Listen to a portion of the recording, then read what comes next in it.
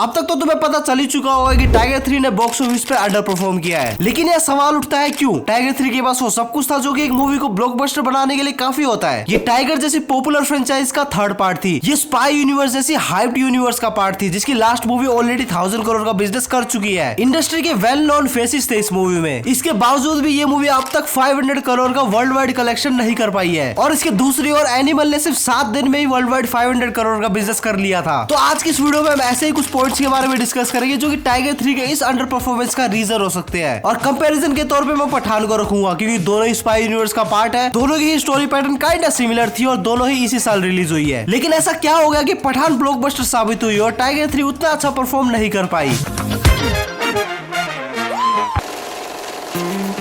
देखो, टाइगर 3 का promotion movie release के सिर्फ 2 महीने पहले ही शुरू किया गया था। उससे पहले फैंस के पास कुछ मटेरियल ही नहीं था जिसके ऊपर वो बात कर सके और मूवी चर्चे में रह सके, क्योंकि इस साल काफी सारी मूवीज आ रही थी और काफी सारी मूवीज हिट भी हो रही थी। तो अगर मूवी की बातें नहीं होगी, मूवी चर्चे में नहीं रहेगी, तो उसकी हाइप बाकी मूवीज के नीचे दब भी सकती है। और अगर हम पठान की बात करें तो इस मूवी का प्रमोशन मटेरियल रिलीज से 6-7 महीने पहले आना शुरू हो गया था, चाहे वो SRK का लुक रिवील हो या फिर जॉन अब्राहम ऐसे विलन का अनाउंसमेंट हो। लेकिन पठान के लिए भी कोई नेक्स्ट लेवल की मार्केटिंग नहीं की गई थी। प्रमोशन को काफी ज्यादा ही लिमिटेड किया गया था। SRK और SRK की टीम किसी भी शो में नहीं जा रही थी और ना ही कोई मीडिया इंटरव्यूज दे रही थी। और इसी लिमिटेड प्रमोशन के दौरान ही पठान के मेकर्स ऑडियंस को छोटी छोटी चीजें देते थे बात करने के लिए, जिसकी वजह से मूवी की हाइप मेंटेन रहती थी। और ऊपर से बेशर्म रंग गाने ने तगड़ी हाइप जनरेट की थी। लिटरली दीपिका की बिकनी नेशनल टॉपिक थी उस टाइम पे। भाईजान को भी ऑरेंज कलर का कच्छा पहन के नाच ही लेना चाहिए था। इसके अलावा पठान के फेवर में जो एक और चीज थी वो थी जॉन अब्राहम और SRK का फेस ऑफ। पठान वालों ने खुलेआम अनाउंसमेंट कर दिया था कि जॉन अब्राहम इस मूवी में विलन का रोल प्ले करने वाले हैं। और इसके दूसरी ओर टाइगर 3 के विलन का कोई आता पता ही नहीं था। लिटरली टाइगर 3 के विलन का अनाउंसमेंट उसके ट्रेलर में किया गया था, जिसकी वजह से मेकर्स को टाइम ही नहीं मिला सलमान खान वर्सेस इमरान हाशमी को सेटअप करने का। किसी भी मूवी में लोग हीरो के लिए जितना हाइप रहते हैं उतना ही उसके विलन के लिए भी रहते हैं, और अगर आप विलन की मुंह दिखाई ही नहीं करोगे तो हाइप कैसे बनेगी?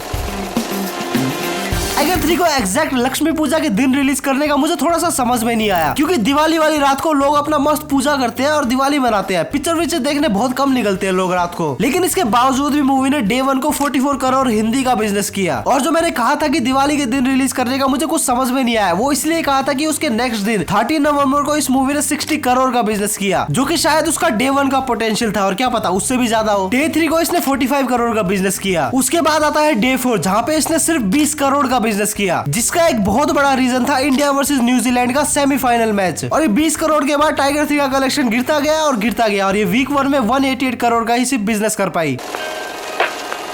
देखो, अभी के टाइम पे तो मूवी रिलीज हो चुकी है, लेकिन थोड़ा सा टाइम में पीछे चलते हैं और ये जानने की कोशिश करते हैं कि इसका प्री रिलीज सिचुएशन क्या था। जो लोग सलमान खान फैंस है या फिर स्पाई यूनिवर्स के फैन है, वो लोग तो इस मूवी के लिए काफी ज्यादा ही एक्साइटेड थे। लेकिन अगर हम न्यूट्रल पब्लिक की बात करें तो वो लोग इस मूवी के लिए ज्यादा हाइप नहीं थे, क्योंकि न्यूट्रल पब्लिक के पास हाइप होने के लिए कोई ज्यादा रीजंस नहीं थे। अगर हम पठान के प्री रिलीज हाइप की बात करें तो उसके मल्टीपल रीजंस थे। पहला, SRK हमें बिल्कुल ही नए अंदाज में देखने को मिल रहे थे। इससे पहले SRK ने कभी भी big scale stylish action entertainer नहीं की थी। पब्लिक के लिए ये चीज थोड़ा सा नया था। इसके अलावा SRK का न्यू लुक और स्पाई यूनिवर्स की एक ब्रांड न्यू मूवी के लिए भी लोग काफी ज्यादा एक्साइटेड थे। और ऊपर से बेशर्म रंग में दीपिका का रंग देखने के लिए सारे के सारे ठरकियों ने थिएटर भर दिए। और अगर हम बात करें टाइगर 3 की, तो भाईजान का लुक वही पुराना वाला था। इससे पहले भाईजान को लोग बिग स्केल एक्शन एंटरटेनर में ऑलरेडी देख चुके हैं। तो जो न्यूट्रल पब्लिक थी उनके पास टाइगर 3 के लिए हाइप होने के लिए कोई खासा रीजन ही नहीं थे, क्योंकि टाइगर 3 ने कुछ नया या फिर यूनिक प्रोवाइड ही नहीं किया।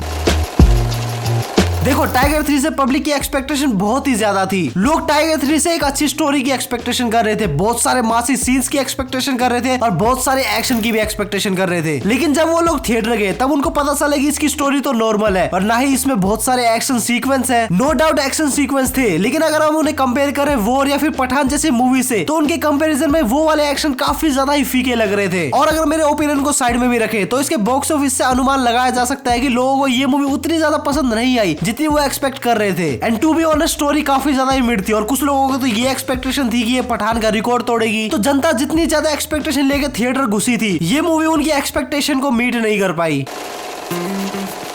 टाइगर 3 से पहले भाईजान की जितनी भी मूवी आई थी वो स्ट्रेट कूड़ा थी। इस बात से तो शायद तुम सभी लोग एग्री करोगे, क्योंकि राधे, अंतिम या फिर किसी का भाई किसी की जान की स्टोरी तो खराब थी, लेकिन उस मूवी में सलमान भाईजान का परफॉर्मेंस भी बहुत ज्यादा ही मिड था, जिसकी वजह से भाईजान फैंस का ट्रस्ट खोते जा रहे थे। नो डाउट उन्होंने टाइगर 3 में काफी अच्छी परफॉर्मेंस दी, लेकिन उनकी पास्ट की कुछ मूवीज की वजह से फैंस का ट्रस्ट उनसे उठता जा रहा था। फैमिली ऑडियंस जो कि भाईजान की एक भी मूवी को गलती से भी मिस नहीं करती थी, वो अब भाईजान की मूवी गलती से भी नहीं देखती है। तो या तुम्हें क्या लगता है और क्या रीजंस हो सकते हैं टाइगर 3 के इस अंडर परफॉर्मेंस के? मुझे कमेंट सेक्शन में जरूर बता देना। और इसके अलावा तुम्हें अगर वॉइस ओवर में थोड़ी सी तकलीफ लग रही है तो मुझे फीवर है, लेकिन तुम लोगों के लिए वीडियो भी लाना जरूरी था, तो माफ कर देना इस बात के लिए। इसके अलावा तुम्हें स्क्रीन पे 2 वीडियो दिख रही होगी, उनको भी चेक जरूर कर लेना। मैं मिलता हूँ तुम लोगों से नेक्स्ट वीडियो में, तब तक के लिए बाय।